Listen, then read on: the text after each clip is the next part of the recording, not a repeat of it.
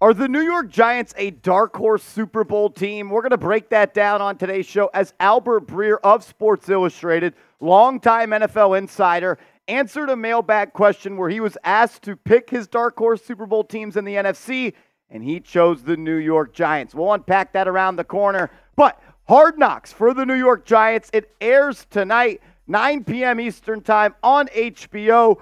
I'm excited. We're going to get a peek behind the curtain of the Saquon Barkley contract negotiations, the Brian Burns trade, the failed attempt to trade up for Drake May, and so much more. If you're excited for Hard Knocks to be premiered tonight, hit that thumbs up icon. Look, we get to 1,000 likes on today's video. We'll react to episode 1 tomorrow. So if you want that and you're pumped up, like this video.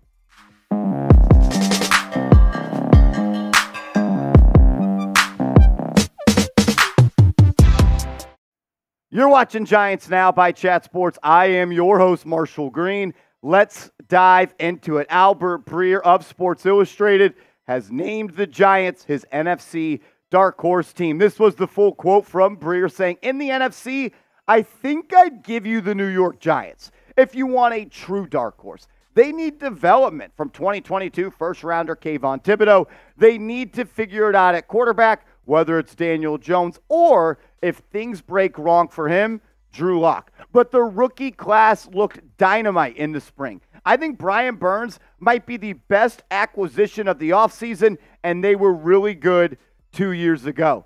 Super Bowl's back on, baby. Never a doubt. Never a doubt that the Giants would be a Super Bowl contender this year. Just kind of joking a little bit. Let's try to reel it in.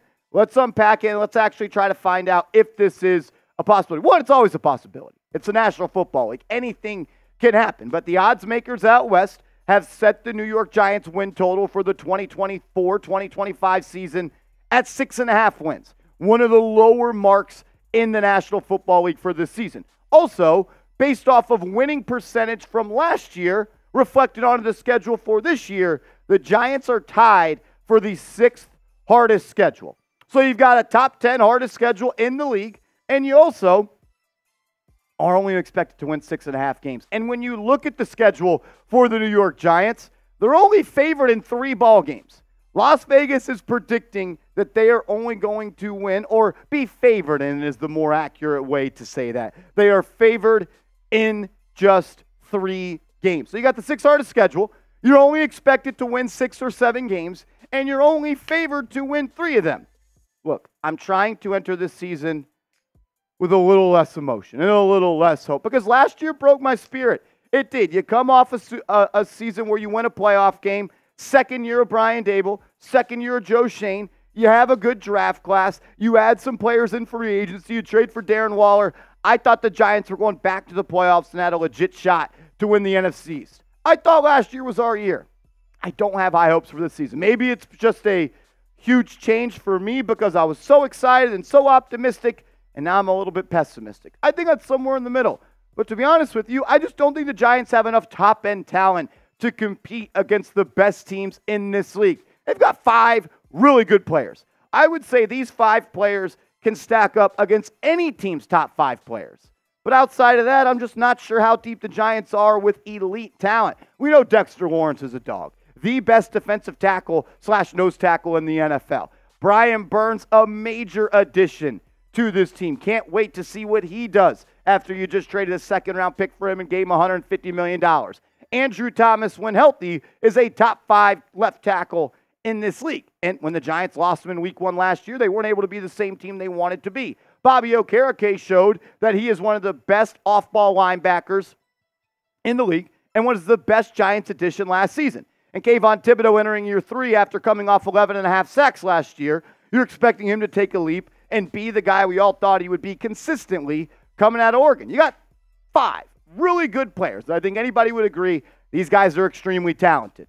But it's all on the quarterback. If the Giants are actually going to make a run this year, if they're going to win more than 6.5 games, if they're going to compete in the NFC East, if they're going to play meaningful football when it gets cold outside, it's going to be because of Daniel Jones. He needs to have his best season he has had in his National Football League career.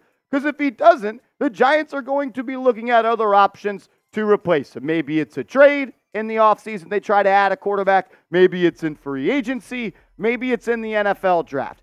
This is the last chance for Daniel Jones. And as a competitor, he's got everything at his fingertips. All you can ask for is an opportunity to win or lose your job, and he has that. And I think that this is a year where he may have the most talent he's ever had around him. The Giants went out and they tried to make some additions to the offensive line. They signed left guard, or right tackle, now playing left guard, Jermaine Illuminor. They go out and add John Runyon in free agency. They signed Stinney. They signed Schlottman. So they go about it in a way this offseason to try to bolster that front five. And if Evan Neal can be the player that we thought he was going to be coming out of Alabama, then this team is going to be a little bit better than we all expect. I'm just not that all optimistic that he will. And he's actually got some receivers to throw to now. I think it's safe to say that Malik Neighbors is going to be the real deal in the NFL. There was people coming out of OTAs and minicamp saying he was the best player on the field for the New York Giants. Daniel Jones has never played with a receiver like him. The best receiver Daniel Jones has played with the New York Giants is Golden Tate. That's embarrassing. And now you got Malik Neighbors as your number one. Darius Slayton as a number two is solid. Jalen Hyatt, can he take a step in year two? And Wan'Dale Robinson entering year three, a year removed from the ACL tear, second-round pick. You got four guys that you should be able to depend on. So the offensive line is better, hopefully. The receiving core has more talent. It's time for Daniel Jones to elevate this team beyond the expectations of some of the people in this fan base. We'll continue to break this down, but I want to hear from you in the comments section. 6.5 wins for Big Blue this year. That's the line in Vegas. What do you think? Over, under? I would go over. And my official record prediction right now is 7-10 for the New York Giants. This was my record prediction when the schedule dropped. Nothing has really changed for me at this point. I'll take the over on 6.5, but I have them at 7-10. And I'm just trusting my eyes at this point. I'm trying to be more of an analyst than a fan. I want the Giants to go 17-0. I'm hoping they go 17-0. But I'm not going to tell you that because I actually do not believe that. I think 7-10 is that sweet spot. Could it be 8-9? Would love that. Could it be 5-12? I don't think that that's out of the realm of possibilities. A lot of things are going to have to go right, from coaching to execution to complimentary football, health, and Daniel Jones having the best year of his career if they want to make a push to maybe be a playoff team in the NFC this season. We'll talk more about this around the corner, but first, make sure you are subscribed to the channel. We are less than 900 subscribers away from 50,000 subs on this channel. I want to get there before training camp gets kicked off. So if you love the Giants, you want free, informative, entertaining content every day, subscribe and help us reach our goal of 50,000 subscribers. Hard Knocks does air tonight, and I'm actually really pumped up for it. A couple of snippets have come out. Joe Schoen talking with Brandon Beane and the general manager for the Carolina Panthers at the Senior Bowl. That was a cool little sneak peek. We got to see Brian Daboll talking to some people. Shane Bowen mentioning Isaiah Simmons playing a new position. We're going to get a peek behind the curtain of the way things unfolded this offseason for the New York Giants. And it is rumored that Saquon Barkley's contract negotiations, which is weird because the Giants never actually even offered Saquon a contract, right? Why would they be negotiating with the guy they never offered a contract? Why would Joe Schoen me on the phone with Saquon Barkley saying, I got your word on that, Saquon, right? If they never offered him a contract. Because they did. They offered him multiple contracts for over 2 seasons. But Saquon Barkley's contract negotiations are rumored to be a major focus of this Hard Knocks. It's a new Hard Knocks. You're not going to see a lot of practice stuff. You're going to see more of things along the lines of Saquon Barkley's contract negotiations, the coaching staff shakeup. Maybe we get to see what happened with Wink Martindale and his little disciples leaving this team. We're going to see how that Brian Burns trade worked. We already got a snippet of where the Panthers general manager said at the Senior Bowl, what about 2 first-round picks? And Joe Schoen's like, nah, I don't know about that. And he's like, all right, 1 first-round pick in a joking matter and something else. And Joe Schoen's like, maybe. And then he gets him for a second-round pick and a 5th-round pick swap. We're also going to see them trying to trade up for Drake May. We know that was something they were trying to do. We're going to get to see how that unfolded. Shane Bowen implementing the new defense as Wink Martindale is in and Wink Martindale is out. Bowen is in.